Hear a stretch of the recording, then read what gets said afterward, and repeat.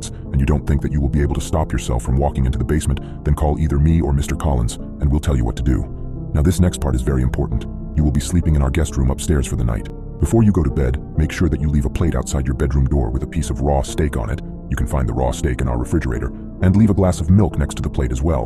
And that's about it. Final rule, don't eat meat after 8 o'clock. They might see it as a threat and will most likely attack you. P.S. Throughout the night you might hear a dog whimpering from somewhere off inside the house. We don't have a dog, so don't go looking for it. I hadn't realized what I had gotten myself into. Right as I had finished reading the rules, it was 8:31, and the growling noises just started. It sounded like they were coming from every room in the effing house. My hands were shaking as I reread the instructions, the realization of what I was dealing with sinking in. I was trapped in a house with something that was far from normal. The growling noises were getting louder and seemed to be coming from every room.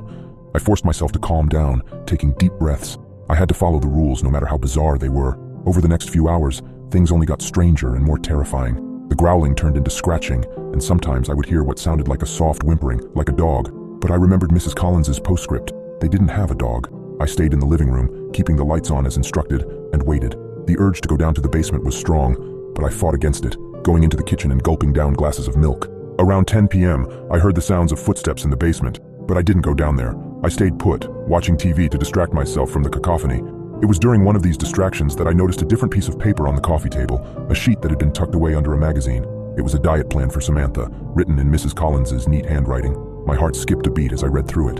It was a weekly meal plan, but it wasn't the usual fare you'd feed a 7-year-old. Liver on Monday, kidneys on Wednesday, heart on Friday. It was a diet composed of human organs. My stomach churned as the horrifying truth hit me. Samantha wasn't just some ordinary child. She was something else. As the realization dawned on me, I heard a loud crash from upstairs. It sounded like a door being broken down.